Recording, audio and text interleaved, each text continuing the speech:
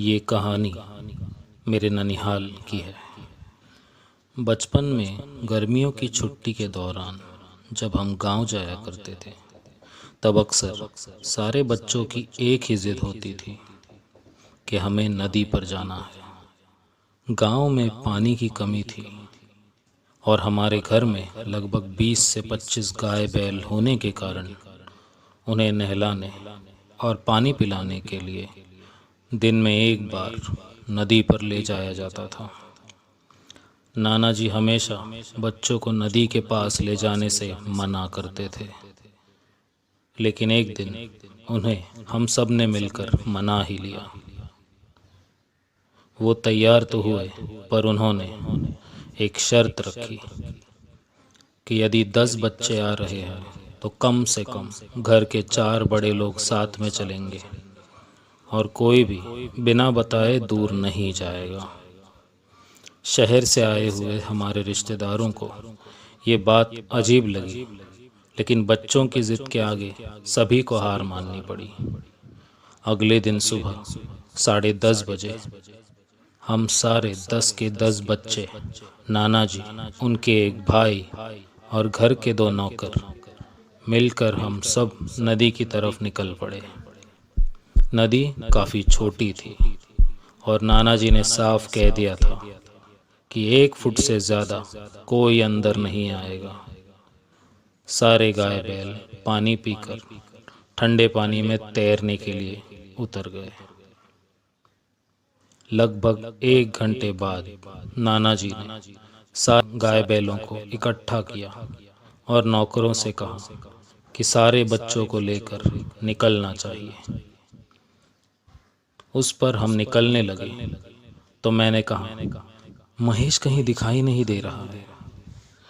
महेश मेरी मासी का लड़का था। नाना जी नौकरों पर चिल्लाने लगे और कहा, अरे ढूंढो महेश को। नाना जी के भाई ने हम सब बच्चों से कहा कि चलो हम थोड़ी दूर चलते हैं। लगभग 1 घंटा हो गया, पर महेश कहीं नहीं मिल रहा था। दोपहर के 12 बज चुके थे। हम सारे बच्चे नदी से 200 मीटर दूर एक पेड़ की छांव में खड़े थे। दोपहर का समय रहते हुए भी वहाँ हवा की ठंडी लहरें चलने लगी थी। तभी एक नौकर और नाना जी महेश को अपने कंधे पर उठाकर भागते हुए आए। नाना जी को देखते ही सारे गाय बैल भी हमारी तरफ चल कर आ गए और हमने वहाँ से निकलने का निर्णय ले लिया। नाना जी ने अपने भाई से चिल्लाते हुए कहा, जल्दी चलो, पता है ना ये साल का वो समय है। हम 2 से 3 कदम आगे बढ़े ही थे कि अचानक हवा बंद हो गई और उसके बाद जो हुआ उससे सारे लोगों की रूह कांप उठी। नदी की तरफ से एक जोरदार चीख सुनाई दी। ऐसी आवाज मैंने पहले कभी नहीं सुनी थी, मानो कोई कुछ बहुत ही तड़प तड़प कर मांग रहा हो। कोई भी पीछे मुड़कर नहीं देखेगा। मेरे नाना जी ने इतना कहा ही था कि मैंने पीछे मुड़कर देख लिया। वो दृश्य देखकर मैं बिल्कुल ठंडा पड़ गया, क्योंकि वो चीख और कहीं नहीं बल्कि नदी के अंदर से आ रही थी। ये देखते ही मैं बेहोश हो गया। होश आया तो शाम हो चुकी थी। मेरी माँ मेरे पास बैठकर रो रही थी। मुझे होश आते ही उसने चैन की सांस ली। मैं दौड़ते हुए नाना जी के पास गया और उनसे कहा कि मुझे प्लीज़ बताइए आज नदी पर क्या हुआ था। नाना जी ने जो बताया वो सुनकर मैं दंग रह गया। उन्होंने कहा कि उस नदी का नाम घोड़े कोंड है। मराठी में कोंड का मतलब होता है स्थिर पानी।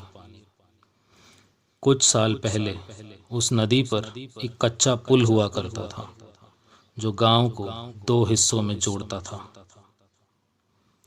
एक दिन जब बारात उस पुल पर से गुजर रही थी तब पुल टूट गया और काफी सारे बाराती और घोड़े पर बैठा हुआ दूल्हा सारे लोग नदी में डूबकर मर गए। तब से लेकर आज तक हर साल इसी महीने में नदी को एक इंसान की जरूरत होती है। वो अपनी बलि मांगती है। पिछले 3 सालों में गांव वालों ने मिलकर इस समय नदी के पास ना जाने का निर्णय ले लिया था, लेकिन वो कोंड किसी न किसी प्रकार से अपना शिकार चुन ही लेती थी और शिकार ना मिलने पर वो चीखने चिल्लाने लगती थी। आज नदी ने शिकार के तौर पर हमारे महेश को चुन लिया था। नाना जी को महेश नदी के किनारे एक पत्थर पर बेहोश पड़ा हुआ मिला। अपना शिकार छिन जाने के कारण नदी चीखने लगी। मैं इस सब से उभर ही रहा था कि हमारा एक नौकर दौड़ता हुआ आया और उसने नाना जी से कहा, अन्ना, पानी पीने के लिए रुके हुए एक शहरी की शाम 4 बजे नदी में डूबकर मृत्यु हो गई। ये सुनकर मेरी अंतरात्मा कांप उठी। हम बच गए थे, लेकिन नदी ने अपनी प्यास बुझा ली थी।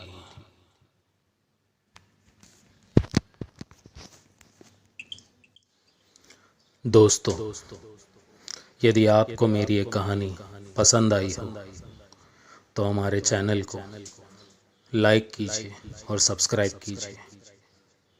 मैं फिर लौटूंगा जल्द ही एक नई कहानी के साथ। धन्यवाद।